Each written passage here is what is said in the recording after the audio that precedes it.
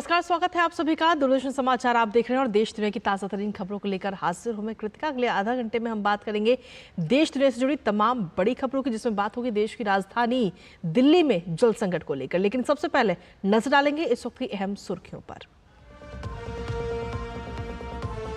गृह मंत्री अमित शाह जम्मू कश्मीर में सुरक्षा स्थिति को लेकर कर रहे हैं उच्च स्तरीय समीक्षा बैठक। श्री अमरनाथ तीर्थ यात्रा की तैयारियों की भी हो रही है समीक्षा।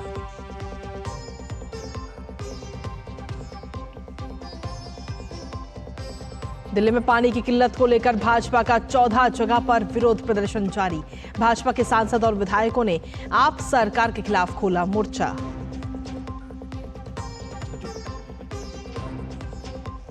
मौसम की खबरों में उत्तर और मध्य भारत में भीषण गर्मी का कहर जारी। मौसम विभाग ने अगले 5 दिनों तक दिल्ली और उत्तर प्रदेश में भीषण गर्मी का ऑरेंज और रेड अलर्ट किया जारी। हरियाणा, चंडीगढ़ और पंजाब के कुछ हिस्सों में लू चलने की भी संभावना। सिक्किम में भारी बारिश के कारण हुए भूस्खलन से कई इलाकों में टूटा संपर्क। 1000 से ज्यादा पर्यटकों के फंसे होने की भी आशंका।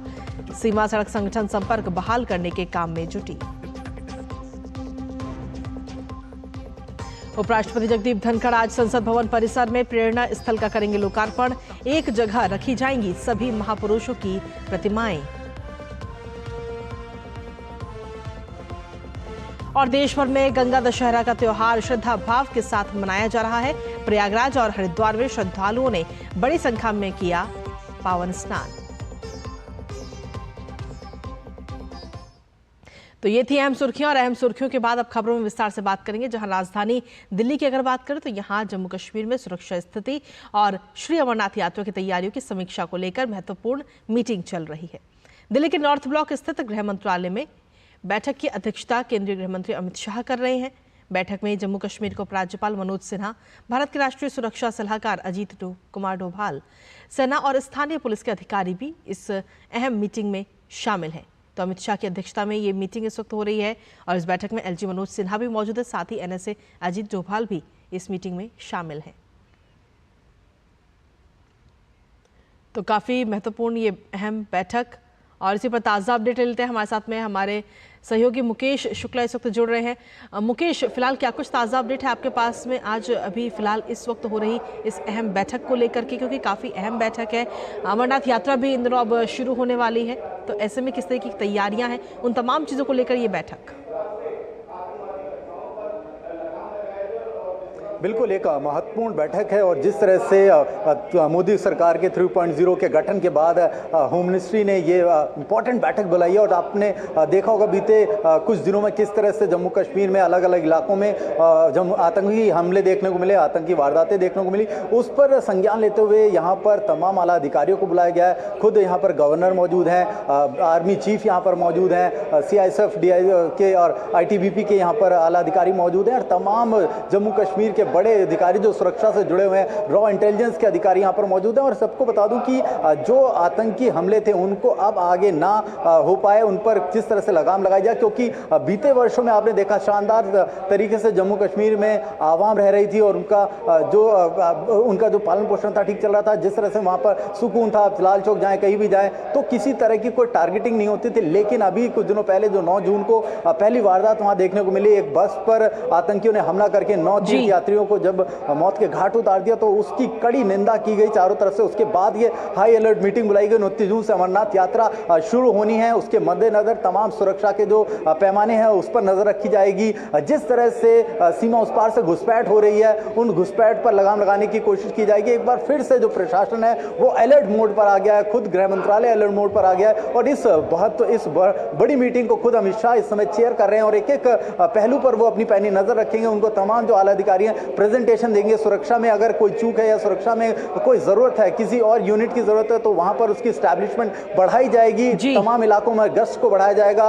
और अभी कठुआ में हमने देखा था कि 2 आतंकियों को ढेर कर दिया था जिन्होंने उस बस पर हमला किया था। तो इस तरह से एक बार फिर से आतंकियों की सफाई के लिए एक मुहिम जो है वो शुरू होने वाली है और एक बार फिर से अमन और शांति के लिए जम्मू कश्मीर को तैयार किया जा रहा है। मुकेश, अगर देखा जाए तो हर साल ही अमरनाथ यात्रा होती है और ऐसे में सुरक्षा व्यवस्था की तैयारियां भी वहां पर चल रही होती हैं। किस तरीके की सुरक्षा है, क्योंकि अमरनाथ यात्रा के दौरान ऐसी कई सारी जगह हैं जहां पर आतंकी जो है पहले से घात लगाए बैठे रहते हैं जिससे कि वो हमला कर सके। तो ऐसे में इस अमरनाथ यात्रा की तैयारियों को लेकर और जो तीर्थयात्री वहां पर पहुंचेंगे उनकी सुरक्षा को लेकर भी खास चर्चा आज की इस बैठक में। बिल्कुल बिल्कुल, ये बड़ी बात है और इस पर एक सरकार की पैनी नज़र है। 29 जून को ये यात्रा होनी है। जैसा आपने बताया कि एम्बुश करके कई बार यात्रियों को टारगेट बनाया जाता है, श्रद्धालुओं को टारगेट बनाया जाता है, लेकिन एक पिछली कुछ यात्राएं आप देखिए बहुत शानदार तरीके से श्रद्धालुओं ने पूरी की थी, जिस तरह से उन्होंने अमरनाथ यात्रा को पूरा किया था। लेकिन अब थोड़ी सी अगर सरगर्मी जम्मू कश्मीर में बढ़ी आतंकियों को लेकर के, तो सरकार एक बार फिर से अलर्ट पर है और वो ये माकूल करना चाहती है, ये बताना चाहती है कि हर एक श्रद्धालु की यात्रा जो है वो सुकून भरी होगी, हर फोर्सेस उनके साथ होगी, तमाम जो सुरक्षा एजेंसियां हैं वो अलर्ट पर होंगी। जो रोड मैप हर बार की तरह तैयार होता है उस तरह से ही तैयार किया जाएगा। परमिशन है तो उनको ही यात्रा करने की परमिशन दी जाएगी और हर एक संदिग्ध व्यक्ति पर, हर एक संदिग्ध चीज पर ड्रोन से लेकर के और वो तमाम जो सुरक्षा इक्विपमेंट्स हैं उनसे नजर रखी जाएगी। यानी यूं कहें जमीन से लेकर आसमान तक चप्पे चप्पे पर नजर होगी यात्रा के दौरान। हर श्रद्धालु को यात्रा करने में कोई भी असुविधा ना हो, क्योंकि देश क्यों यूं कहें दुनिया के कोने कोने से लोग यहाँ पर आते हैं, देश के कोने कोने से आते हैं। बहुत बड़ी यात्रा होती है, बहुत ज्यादा श्रद्धालु इस यात्रा में उमड़ते हैं, तो ये बड़ा है यहाँ पर इसको सिक्योरिटी को महफूज करने के लिए ये मीटिंग बहुत इंपॉर्टेंट है। चलिए, फिलहाल बहुत बहुत शुक्रिया मुकेश, तमाम जानकारी और अपडेट्स हमारे साथ में साझा करने के लिए। आप इस पर अपनी नजर यूं ही लगातार बनाए रखिएगा। तो जिस तरीके से अगर देखा जाए तो काफी अहम ये बैठक इस वक्त चल रही है गृह मंत्रालय में, जिसमें अमित शाह भी इस वक्त मौजूद है और उन्हीं की अध्यक्षता में ये बैठक हो रही है। हालांकि देखना होगा कि क्या कुछ कड़े आदेश भी वहां से निकलकर सामने आते हैं, इस पर भी नजर हमारी लगातार बनी रहेगी।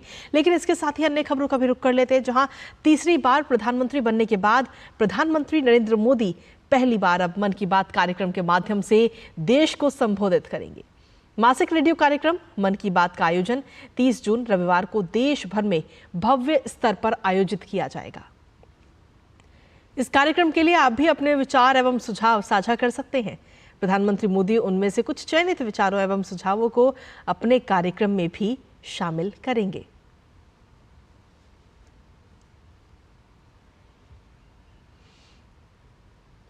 उपराष्ट्रपति एवं राज्यसभा के सभापति जगदीप धनखड़ आज शाम संविधान सदन के गेट नंबर 7 के सामने नवनिर्मित प्रेरणा स्थल का उद्घाटन करेंगे।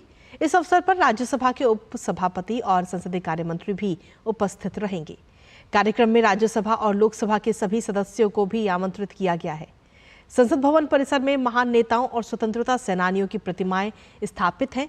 इन महान भारतीयों ने हमारे देश के इतिहास, हमारे सांस्कृतिक पुनर्जागरण और हमारे स्वतंत्रता संग्राम में महत्वपूर्ण योगदान दिया है। आपको बता दें कि ये प्रतिमाएं परिसर में पहले अलग अलग स्थानों पर स्थित थीं, जिससे आगंतुकों के लिए उन्हें ठीक से देखना काफी मुश्किल हो जाता था और इसलिए इन प्रतिमाओं को संसद भवन परिसर के अंदर एक स्थान पर स्थापित करने के उद्देश्य से प्रेरणा स्थल का निर्माण किया गया है, ताकि संसद भवन परिसर में आने वाले गणमान्य व्यक्ति और अन्य आगंतुक इन प्रतिमाओं को एक ही स्थान यानी प्रेरणा स्थल पर आसानी से देख सकें और श्रद्धांजलि दे सकें। इन महान भारतीयों की जीवन गाथाओं और संदेशों को नई तकनीक के माध्यम से आगंतुकों तक पहुंचाने के लिए एक कार्य योजना भी बनाई गई है, ताकि लोग उनसे प्रेरणा ले सकें।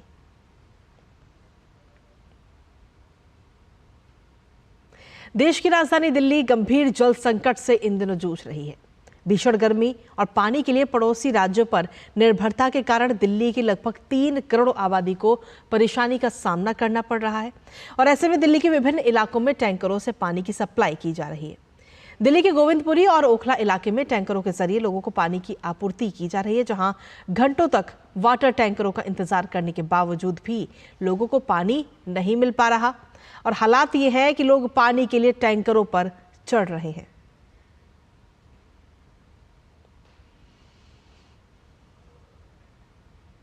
तो देश की राजधानी दिल्ली में जैसे जैसे पानी का संकट बढ़ रहा है, वैसे वैसे ही इस पर सियासत भी तेज हो गई है।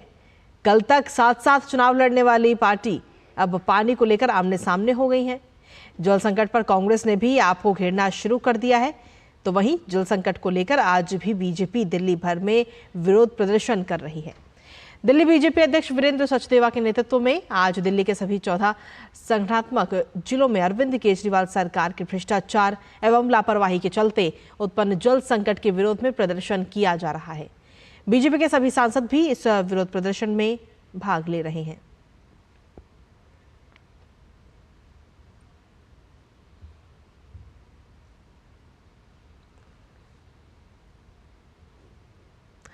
और वहीं राजधानी दिल्ली के कई हिस्सों में पानी की भारी कमी के बीच में दिल्ली सरकार के मंत्री आतिशी ने दिल्ली पुलिस कमिश्नर संजय अरोड़ा को एक पत्र लिखा है। आतिशी ने इस पत्र में प्रमुख पाइपलाइनों की गश्त और सुरक्षा बढ़ाने की मांग की है। आतिशी ने कहा कि पानी की पाइपलाइन अब दिल्ली की जीवन रेखा बन गई है। इस समय किसी भी तरह की गड़बड़ी हो सकती है। तोड़फोड़ से दिल्ली के लोगों के सामने पहले से ही मौजूद पानी की कमी और भी बदतर हो जाएगी। राजधानी में पानी की कमी पर सुप्रीम कोर्ट भी हालांकि अपनी नजर बनाए हुए है।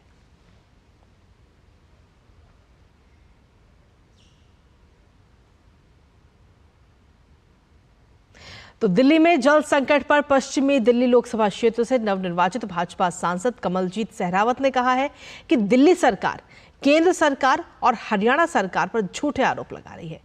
उन्होंने कहा कि दिल्ली सरकार आरोप लगाने की बजाय अपने दिल्ली जल बोर्ड के प्रबंधन पर ध्यान दे। दिल्ली सरकार, केंद्रीय सरकार, हरियाणा सरकार बाकी सरकारों पर झूठे इल्ज़ाम लगा रही है। कमी उनके अपने डिपार्टमेंट के अंदर है। इस तरह के न जाने कितने ही पॉइंट है जहां पर पानी की वेस्टेज हो रही है।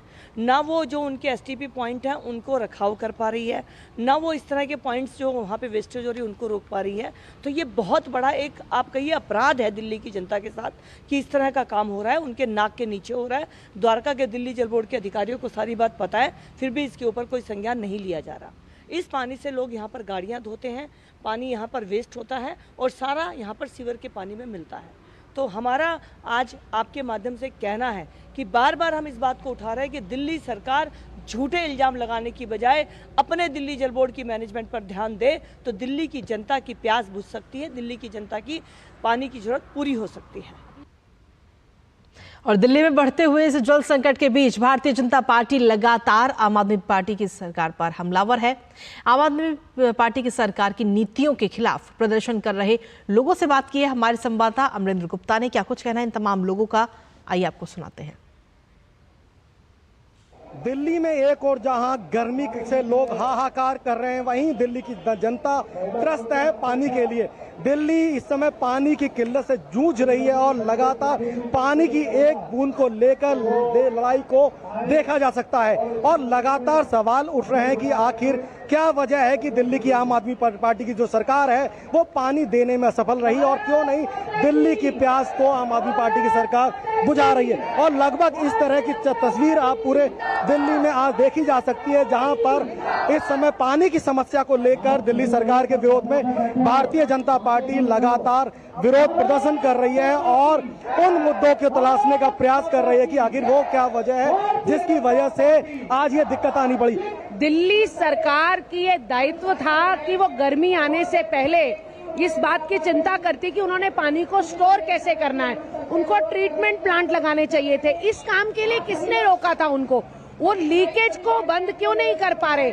सिर्फ आरोप देने से कुछ नहीं होगा, आपको कदम उठाने पड़ेंगे आतिशी जी। आम आदमी की सरकार, दिल्ली सरकार काम करना नहीं चाहती है। अगर काम करना चाहती, पिछले 10 साल इनके पास थे, 10 साल के अंदर ये लोग सारे लीकेज का मामला रोकते, जो पुरानी पाइपलाइन होगी उनका मामला रोकते और जहाँ जहाँ पाइपलाइन नहीं पड़ी है वहाँ पाइपलाइन डाल के जनता को जल से नल देते। लेकिन इन्होंने क्योंकि टैंकर के ऊपर इनकी कमीशन बनती है, कमीशन के लिए काम करते हैं, ये जनता को परेशान करना चाहते हैं। लेकिन भारतीय जनता पार्टी जब तक चैन से नहीं बैठेगी, जब तक यहाँ की जनता को पानी मुहैया नहीं कराया जाएगा। यहाँ पर जनता प्रोटेस्ट कर रही है और इनका कहना है कि इनकी समस्या का हल होना चाहिए, नहीं तो लगातार विरोध जारी रहेगा। कैमरामैन मोर मुकुट के साथ अमरेंद्र गुप्ता, डीडी न्यूज, दिल्ली। और दिल्ली में जिस तरीके से जल संकट लगातार बढ़ रहा है, इसी को लेकर ताज़ा अपडेट दे रहे हैं हमारे सहयोगी अमरेंद्र गुप्ता। इस वक्त सीधा संगम विहार से सीधा उनका रुख कर लेते हैं। जिस तरीके से अमरेंद्र, अगर देखा जाए तो दिल्ली में जहां एक तरफ भीषण गर्मी का कहर जारी है, तो वहीं दूसरी तरफ जल संकट भी बरकरार है। पिछले कई दिनों से जो लोग हैं वो काफ़ी परेशान हैं और खासतौर पर जहाँ पर आप इस वक्त मौजूद हैं, संगम विहार, यहाँ पर पानी के टैंकरों के जरिए पानी पहुँचाने की कोशिश की जा रही है, लेकिन उसके बावजूद भी दिल्ली वासियों की प्यास अभी फिलहाल बुझने का नाम नहीं ले रही। कृतिका, देखिए, एक सच्चाई यह है कि दुनिया में टोक्यो के बाद दिल्ली ही एक ऐसा शहर है जिसकी आबादी 33.8 मिलियन है, यानी कि एक बड़ी आबादी राजधानी दिल्ली में रहती है। और वर्तमान में 3 करोड़ से ज्यादा आबादी इस समय पानी की एक एक बूंद को त्रस्त है। ये आंकड़ा है दिल्ली जल बोर्ड का। और दिल्ली जल बोर्ड ही वो एजेंसी है जिसमें दिल्ली जल अधिनियम 1988 के तहत दिल्ली जल बोर्ड का प्रावधान बनाया गया, जिसमें दिल्ली में समुचित पानी की व्यवस्था की जाए और दिल्ली में वाटर स्टोरेज किस तरह से किया जाए और किस तरह से पूरी दिल्ली को समुचित पानी का कनेक्शन दिया जाए, इसकी जिम्मेदारी भी दिल्ली जल बोर्ड के पास है। लेकिन आज दिल्ली में आम आदमी पार्टी की सरकार है और दिल्ली के मुख्यमंत्री अरविंद केजरीवाल तिहाड़ जेल में बैठकर दिल्ली की सरकार को चलाते हैं। और जो उनकी जल मंत्री हैं आतिशी, वो यहाँ पर जल मंत्री होते हुए भी एक बड़ी तस्वीर उनके इलाके में देखी जा सकती है। वो ओखला से विधायक है और ओखला के आसपास का जो पूरा एरिया है, गोविंदपुरी के साथ साथ और भी कई एरिया जहां पर टैंकर माफिया पूरी तरह से सक्रिय है। लगातार टैंकरों की बिक्री हो रही है और पानी की एक एक बूंद को खरीदने के लिए मजबूर है दिल्ली की जनता इस वक्त। और वजह साफ तौर पर एक ही मानी जा सकती है कि कोई भी ऐसा फुल प्रूफ प्रिंट आउट इनके पास नहीं था, कोई ऐसे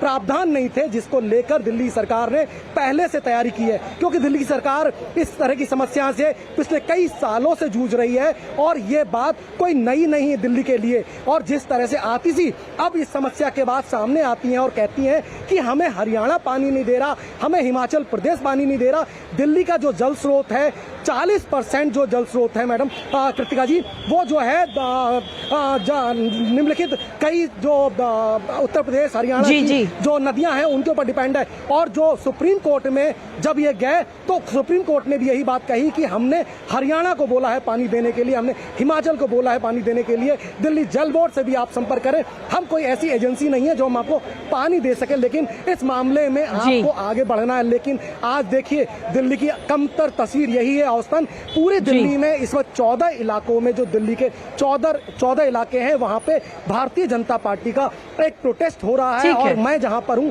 दिल्ली का संगम विहार इलाका, यहाँ पर यहाँ के स्थानीय विधायक रामबीर सिंह विधूड़ी जो है अभी भी मौके पे मौजूद है। तो बिल्कुल कहीं ना कहीं जहां दिल्ली में जल संकट बढ़ रहा है, वहीं दूसरी तरफ देखा है तो सियासत भी आमने कहीं ना कहीं बढ़ती हुई नजर आ रही है। फिलहाल बहुत शुक्रिया तमाम जानकारी और अपडेट्स हमारे साथ साझा करने के लिए। तो जहां दिल्ली में जल संकट है, तो वहीं अगर देखा जाए दूसरी तरफ भारत के उत्तर और मध्य भाग में के कई हिस्सों में भीषण गर्मी का प्रकोप भी जारी है और 19 जून तक ऐसी ही स्थिति बने रहने की संभावना भी मौसम विभाग की तरफ से जताई गई है। मौसम विभाग ने अगले 5 दिनों तक दिल्ली और उत्तर प्रदेश में भीषण गर्मी का ऑरेंज और रेड अलर्ट जारी किया है। दिल्ली, उत्तर प्रदेश, मध्य प्रदेश, बिहार, हरियाणा और चंडीगढ़ के कुछ हिस्सों में 44 से 46 डिग्री सेल्सियस के बीच तापमान दर्ज किया जा रहा है। तो वहीं उत्तर प्रदेश के प्रयागराज में न्यूनतम तापमान ने पिछले 127 सालों का रिकॉर्ड तोड़ दिया है। भीषण गर्मी के मद्देनजर उत्तर प्रदेश में कक्षा 1 से 8 तक के स्कूलों में छुट्टियां 24 जून तक बढ़ा दी गई हैं। मौसम विभाग ने मेघालय में इस महीने की 19 तारीख तक, असम में 17 से 19 तारीख के बीच भारी वर्षा की संभावना भी व्यक्त की है।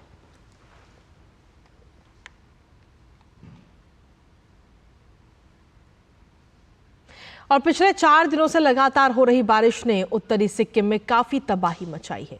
भारी बारिश के कारण उत्तरी सिक्किम की ओर जाने वाली सड़कों पर कई जगह भूस्खलन और दरारें पड़ गईं, जिनमें डिक्चू, संकलांग, टूंग, मगन सकलांग, सिकथाम रंगरंग और रंगरंग टूंग शामिल हैं। सड़क मार्ग टूटने से कनेक्टिविटी गंभीर रूप से बाधित हो चुकी है। तो वहीं 1200 से 1500 पर्यटकों के फंसे होने की भी आशंका जताई जा रही है। पर्यटकों को निकालने में खराब मौसम अभी भी बाधा बना हुआ है।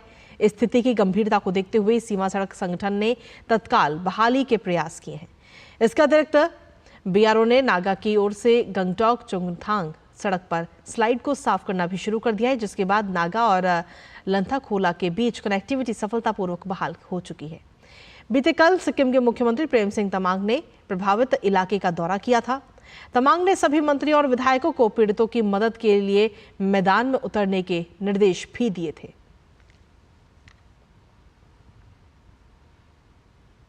और चलिए बढ़ते हैं खबरों में आगे और रुक करते हैं अब अगली खबर का, जहां लोकसभा चुनाव के बाद हो रही हिंसा का जायजा लेने के लिए भाजपा की केंद्रीय टीम बंगाल का दौरा करेगी। ये समिति जल्दी ही बंगाल का दौरा कर हिंसा की घटनाओं की पूरी रिपोर्ट भारतीय जनता पार्टी के राष्ट्रीय अध्यक्ष जेपी नड्डा को सौंपेगी। पूरे देश में लोकसभा चुनाव शांतिपूर्ण ढंग से संपन्न हो गए, सिवाय पश्चिम बंगाल के, जो अपना रक्त रंजित इतिहास भूलने को तैयार नहीं है। आरोप है कि चुनावों के बाद सूबे के सत्ताधारी दल टीएमसी के कार्यकर्ता चुन चुनकर अपने विरोधियों को निशाना बना रहे हैं। बीते दिनों 24 परगना जिले में बीजेपी कार्यकर्ताओं के घर पर तोड़फोड़, मालदा में बीजेपी कार्यालय में तोड़फोड़ और कार्यकर्ताओं से मारपीट, नादिया जिले में भाजपा के एक कार्यकर्ता की हत्या से लेकर मालदा में कांग्रेस कार्यकर्ता अकमल शेख की निर्मम हत्या राजनीतिक विद्वेष की पराकाष्ठा को दर्शाती है। स्थिति यह है कि इन हिंसा पीड़ितों की कहीं कोई सुनवाई नहीं है और वो पलायन के लिए मजबूर हैं। इस बीच बीजेपी अध्यक्ष जेपी नड्डा ने पश्चिम बंगाल में कथित राजनीतिक हिंसा की जांच के लिए 4 सदस्यीय समिति गठित की है। इस समिति में पार्टी सांसद बिप्लव कुमार देव, रविशंकर प्रसाद, ब्रिजलाल और कविता पाटीदार शामिल हैं। देव इस समिति के संयोजक हैं। पार्टी ने मुख्यमंत्री ममता बनर्जी पर मूक दर्शक बने रहने का आरोप लगाया है, जबकि उनकी पार्टी के लोग विपक्षी कार्यकर्ताओं और मतदाताओं पर हमले करते हैं और उन्हें डराते हैं। बीजेपी पीड़ितों को न्याय दिलाने और उन्हें संबल देने की भरसक कोशिश कर रही है। बीजेपी नेता शुवेंदु अधिकारी ने निशित प्रमाणिक और अन्य नेताओं के साथ ऐसे ही हिंसा पीड़ित परिवारों के साथ कूच बिहार में मुलाकात की, जिसमें पीड़ितों, विशेष तौर पर महिलाओं ने अपना दर्द बयां किया। वहीं हिंसा पीड़ितों को राजभवन में प्रवेश नहीं देने के मामले पर बीजेपी नेता शुवेंदु अधिकारी ने कहा कि उन्होंने पहले ही पुलिस आयुक्त को पत्र लिखकर हिंसा के विरोध में राजभवन के सामने धरना देने की अनुमति मांगी है। दरअसल बीजेपी नेता शुवेंदु अधिकारी जब हिंसा पीड़ित परिवारों के साथ राज्यपाल सीवी आनंद बोस से मिलने पहुंचे तो पुलिस ने उन्हें गेट से ही वापस लौटा दिया था। बाद में राज्यपाल ने खुद ही कोलकाता के माहेश्वरी भवन पहुंचकर हिंसा पीड़ितों से मुलाकात की थी। केंद्रीय मंत्री सुकांता मजूमदार ने हिंसा पीड़ितों को राज्यपाल से न मिलने देने की घटना को लोकतंत्र के लिए शर्मसार करने वाला बताया। देखिए, गवर्नर साहब ने सही सवाल उठाया है, क्योंकि जिस तरीके का विषय आया है कि आप जो विक्टिम है उनको मिलने नहीं दे रही है, गवर्नर को गवर्नर हाउस से निकल के जाना पड़ा, तो ये तो डेमोक्रेसी को शर्मसार कर देने वाली बात है। डेमोक्रेसी में गवर्नर कस्टोडियन है कॉन्स्टिट्यूशन का, वहाँ तक भी अगर पहुँच नहीं पाए विक्टिम, तो ममता बनर्जी चाहती क्या है? जो लोग बीजेपी करते हैं वो क्या डूब मरे, सुसाइड कर ले? तो अगर ऐसा है तो मुख्यमंत्री जी एक बार बोल दे सामने आकर, सब बीजेपी वाले सुसाइड करने लगेंगे उनके घर के सामने जाके।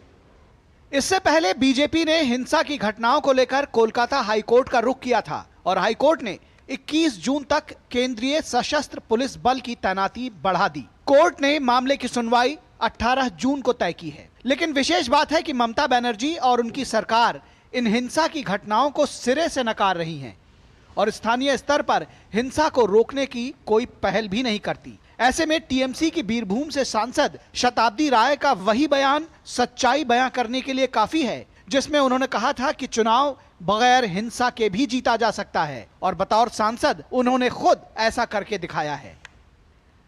कोलकाता से प्रसेनजीत बख्शी के साथ ब्यूरो रिपोर्ट, डीडी न्यूज। और चलिए खबरों में आगे बढ़ते हुए अब बात करते हैं आज के पर्व की। दरअसल गंगा दशहरा के अवसर पर आज प्रयागराज, वाराणसी, हरिद्वार, गढ़मुक्तेश्वर सहित अलग अलग गंगा घाटों पर श्रद्धालुओं की भारी भीड़ देखी गई है। बड़ी संख्या में लोग आज तड़के ही स्नान के लिए घाटों पर पहुंचे। गंगा दशहरा के अवसर पर श्रद्धालुओं ने गंगा में आस्था की डुबकी लगाई। विभिन्न गंगा घाटों पर बड़ी संख्या में लोगों की भीड़ जुटी। लोग सवेरे से ही स्नान के लिए घाटों पर पहुंचे, जिसका सिलसिला देर सुबह तक भी जारी रहा। गंगा दशहरा के इस शुभ मौके पर वाराणसी, प्रयागराज, अयोध्या और हरिद्वार में के गंगा घाटों पर भारी भीड़ जुटी। गंगा दशहरा को देखते हुए उत्तर प्रदेश में विशेष प्रबंध किए गए। पुलिस महानिदेशक प्रशांत कुमार ने गंगा दशहरा पर स्नान के दौरान सुरक्षा के पुख्ता इंतजाम के भी निर्देश दिए। उन्होंने सभी पुलिस कमिश्नर, आईजी, डीआईजी और जिले के कप्तानों को शनिवार को इस संबंध में दिशा निर्देश जारी करके ज्येष्ठ गंगा दशहरा स्नान पर्व को सकुशल संपन्न कराने के लिए सभी प्रबंध करने के लिए कहा। बता दें कि हर साल ज्येष्ठ शुक्ल दशमी तिथि को गंगा दशहरा का ये त्योहार मनाया जाता है। सनातन धर्म की मान्यताओं के अनुसार अपने पूर्वजों के उद्धार के लिए भागीरथ इसी दिन गंगा को धरती पर लेकर आए थे और तभी से गंगा दशहरा पर मां गंगा की पूजा और इसमें आस्था की डुबकी लगाने की परंपरा चली आ रही है। गंगा दशहरा पर गंगा में स्नान कर दान पुण्य करना अत्यधिक शुभ माना जाता है।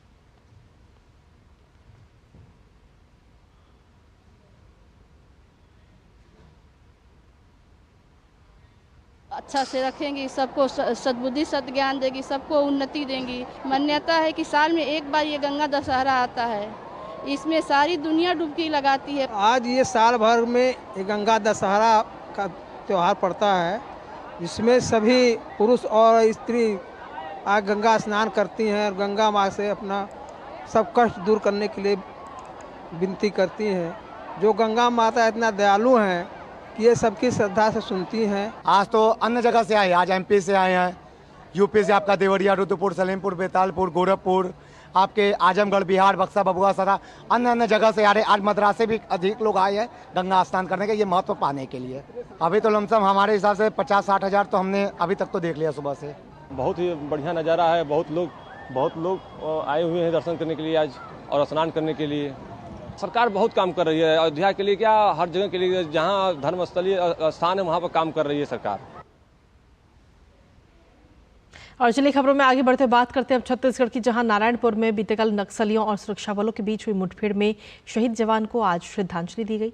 छत्तीसगढ़ के मुख्यमंत्री विष्णुदेव साय और उप मुख्यमंत्री विजय शर्मा ने शहीद हुए एसटीएफ कांस्टेबल नीतीश एक्का को श्रद्धांजलि दी, साथ ही घायल हुए जवानों से मुलाकात की। छत्तीसगढ़ के मुख्यमंत्री विष्णुदेव साय ने कहा कि लोकतंत्र की रक्षा और बस्तर में शांति व्यवस्था कायम करने के लिए एसटीएफ जवान की शहादत को नमन करता हूं। हमारे गृह ग्राम जसपुर के चरईडांड के रहने वाले थे और उनका ये शहादत बेकार नहीं जाएगा। हमारे जवान मजबूती के साथ, साहस के साथ मुकाबला कर रहे हैं। उनके साहस को भी नमन करते हैं और निश्चित रूप से एक दिन बस्तर में शांति व्यवस्था कायम होगी। और इसी के साथ फिलहाल मेरे साथ इस बुलेटिन में इतना ही। बाकी देश दुनिया की तमाम खबरों के लिए आप बने रहिए डीडी न्यूज के साथ ही ब्रेक के उस पार देखिए हमारा खास कार्यक्रम एक्सप्रेस 100 सहयोगी शैला के साथ। नमस्कार।